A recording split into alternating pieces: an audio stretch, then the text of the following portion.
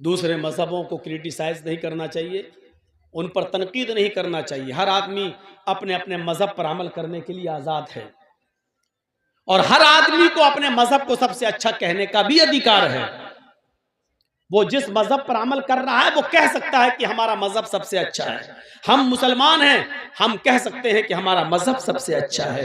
कुरान इस बात की गवाही देता है, इन्नद्दीन इंदल्लाहिल इस्लाम, अल्लाह की दृष्टि में, अल्लाह की नजर में सबसे बेहतर अगर कोई मजहब है, सबसे बेहतर अगर कोई दीन है तो वो इस्लाम है।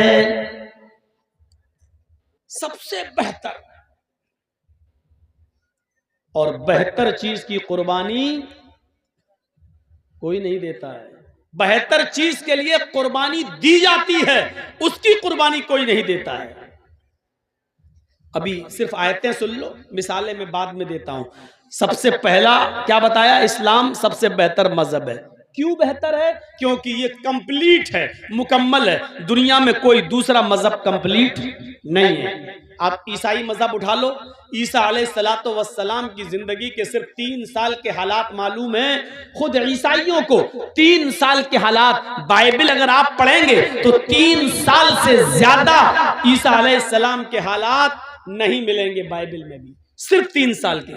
तो 3 साल की जिंदगी किसी की आइडियल नहीं हो सकती है पूरी जिंदगी के लिए। ईसाइयों से पूछो कि वो शादी कैसे करेंगे, उनको नहीं मालूम। क्यों भाई? जिसको जाना है या तो चला जाए और जिसको बैठना है वो बैठ जाए। सामने से हम नहीं उठने देंगे, पीछे से जाइए। आप मेरे सामने आप लेफ्ट राइट मत कीजिए। आपको इजाजत है, पूरी परमिशन है, जिसको जाना हो जाए। लेकिन जब मैं बोलने लगूं तब नहीं। अभी जाओ, कोई फर्ज थोड़ी है, जलसा सुनना कोई फर्ज नहीं है। अब जब कराए हो इतना चंदा वंदा खर्च करके, इतना पैसा खर्च करके, तो थोड़ा सा सुन लीजिए।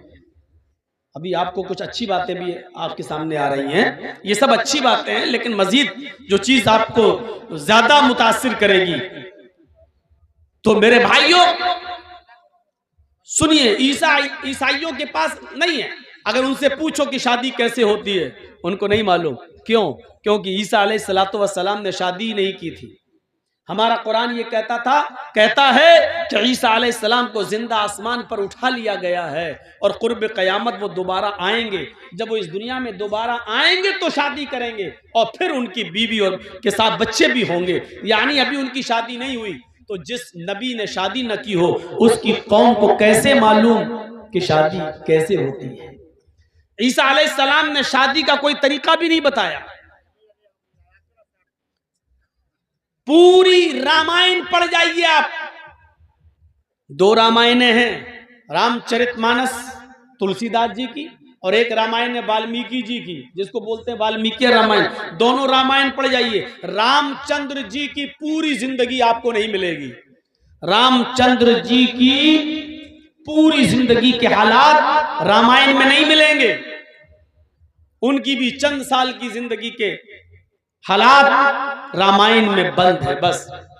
इसलिए हिंदू भाइयों के पास भी सिर्फ इतना है, दानम दीक्षिता, दान दो, खैरात करो। लेकिन कितनी खैरात?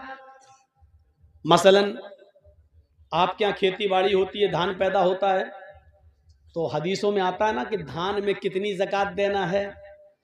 अगर आसमान से बारिश होती है और बारिश के पानी से अगर धान पैदा होता है तो उसकी ज़कात अलग है।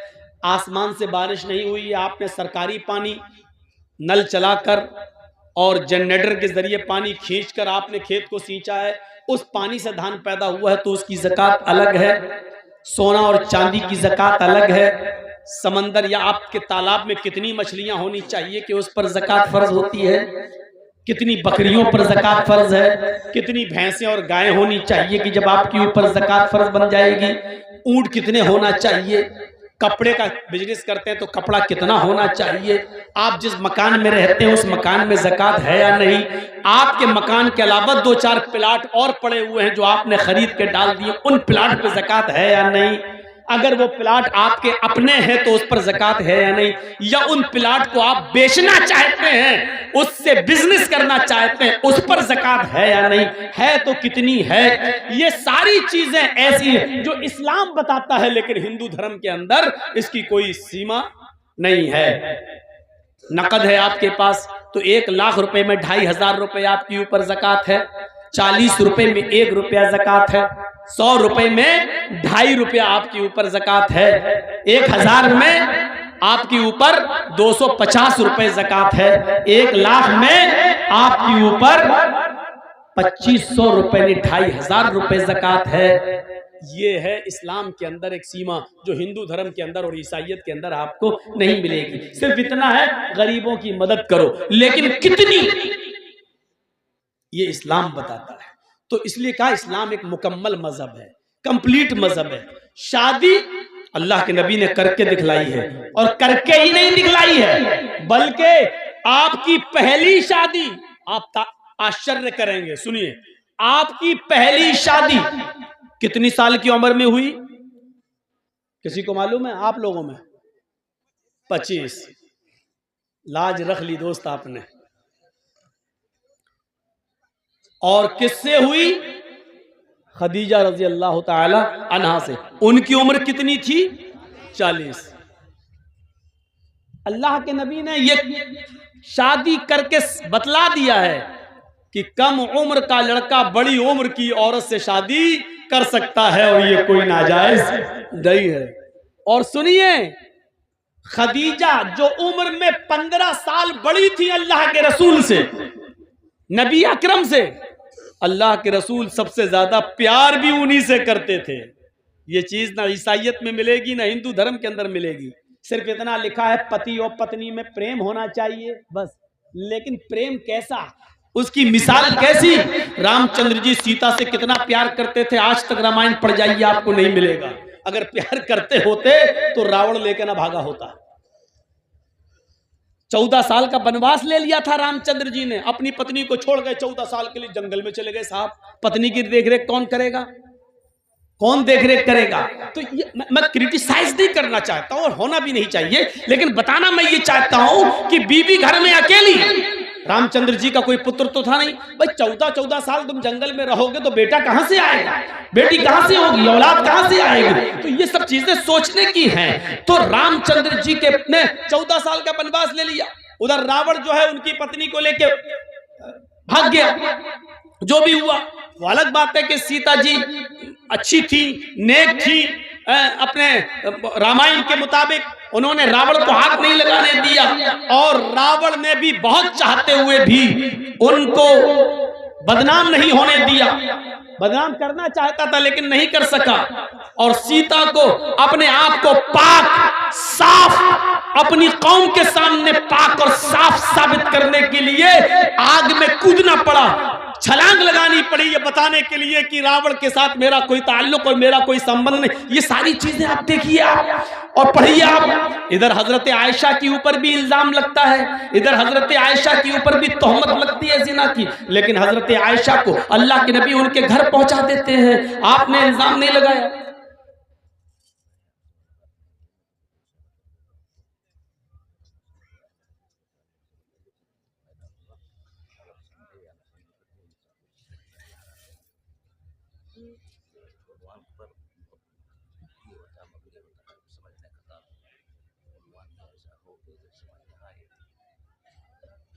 पहले बोलना चाहिए था। नहीं तो आप नहीं मुलाकात किए तो इसमें हमारी गलती नहीं है ना। अब एक आदमी जो जहन बना चुका है उस पर बोलना है उसको। दूसरी बात ये कि आप ऐसी चीज़ बोलने के लिए कह रहे हैं जो दूसरे मसलक वाले उससे बिफर जाए। आप कह रहे हैं मसलक अहले हदीस के बारे में बताइए, तो दूसरे मसलक ठीक है, हम मानते हैं उसकी बात को, लेकिन किसी चीज़ का टॉपिक पहले दिया जाता है। हम 3 बजे आ गए हैं आपके हरिश्चंद्रपुर में, 3 बजे से हम यहाँ हैं, हमें कोई टॉपिक नहीं दिया गया बोलने के लिए। नहीं, हमको आप मत कहिए, हमसे आप कहेंगे तो हम ऐसा बोल देंगे अभी कर्फ्यू लग जाएगा कल। हम तो इस मामले में मंझे हुए आदमी हैं, हमारी तो यूपी सब पीछे पड़ा हुआ है, सब मीडिया आज कल तक हमारी खबर। हमको आप मत कहिए, आप हमसे जो कहेंगे हम बोल देंगे, लेकिन संभालना आपकी जिम्मेदारी है। ठीक है, हाँ, ये सब चीजें नहीं होनी चाहिए। आपका जो ट्रॉफिक है देखिए, सबसे पहली बात यह है कि जब मैं 3 बजे आ गया तो मुझे उसी वक्त बता देना चाहिए था कि आपको हमारे यहाँ ये बोलना है। 3 बजे नहीं बता रहे हैं, जब मैं बोलते हुए मुझे 1 घंटा होने जा रहा है तब आप हमको बताने आ रहे हैं कान में कि इस पे बोलिए, तो ये चीज़ सही नहीं है, ये चीज़ ठीक नहीं। तो मेरे भाइयों, मैं जो चीज़ बोल रहा हूँ वो चीज़ आपकी समझ में अगर नहीं आ रही है तो आप बता दीजिए। हमारे मौलाना कह रहे हैं किसी की समझ में नहीं आ रहा है, उस तरफ आइए। अब बताइए मैं क्या करूं?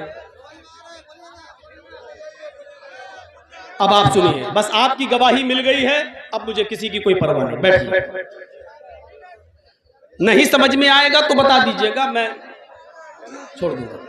हाँ, अब आप सुनिए। तो मैं कह ये रहा था कि इस्लाम एक मुकम्मल मजहब है, एक मुकम्मल कंप्लीट दीन एक इस्लाम कौन है? इस्लाम है। इस मजहब के अंदर आपको कंप्लीटली नहीं मिलेगी। अल्लाह के रसूल ने 25 साल की उम्र में 40 साल की खदीजा के साथ रहकर पूरी दुनिया को दिखा दिया कि देखो, मुझसे 15 साल उम्र में बड़ी औरत, उसके साथ कैसे रहा जाता है। बुढ़ापे की कोई शिकायत नहीं आई है, बल्कि जब तक खदीजा जिंदा रही, नोट कीजिएगा मेरी बात, जब तक खदीजा जिंदा रही, इतना प्यार किया अल्लाह के रसूल ने खदीजा से, और खदीजा ने भी इतना प्यार दिया नबी अकरम को कि अल्लाह के रसूल ने कोई दूसरी शादी खदीजा की जिंदगी में नहीं की। आपने और शादियां की हैं, लेकिन कब? खदीजा के इंतकाल के बाद। लेकिन खदीजा जब तक जिंदा रही तब तक आपने दूसरी शादी नहीं की। और जानते हो, ये चीजें आपको रामायण और गीता में नहीं मिलेंगी, ईसाइयत में नहीं मिलेंगी। जब खदीजा का इंतकाल हो गया और आपने 1-2 शादियां और कर ली और आयशा भी आपकी जिंदगी में आ गई, तो आप ताज्जुब करेंगे। एक दिन कुर्बानी का दिन था, यहां से आप देखिए, एक दिन बकरा ईद का दिन था, कुर्बानी का दिन था। आपने जानवर ज़िबा किया और ज़िबा करने के बाद उसका गोश्त पककर जब हजरत आयशा सिद्दीका ने अपने हस्बैंड को दिया, अल्लाह के नबी को दिया, कुर्बानी के गोश्त की पहली बोटी अल्लाह के नबी के पास आती है। आपने प्याला उठाया और उस गोश्त की बोटी को लेकर जैसे ही मुंह में लगाते हैं, खाते नहीं, उसको वापस कर देते हैं और आंखों में आंसू आ जाते हैं। रोते हुए पूछा अम्मा आयशा ने, मेरे सरताज क्या हुआ?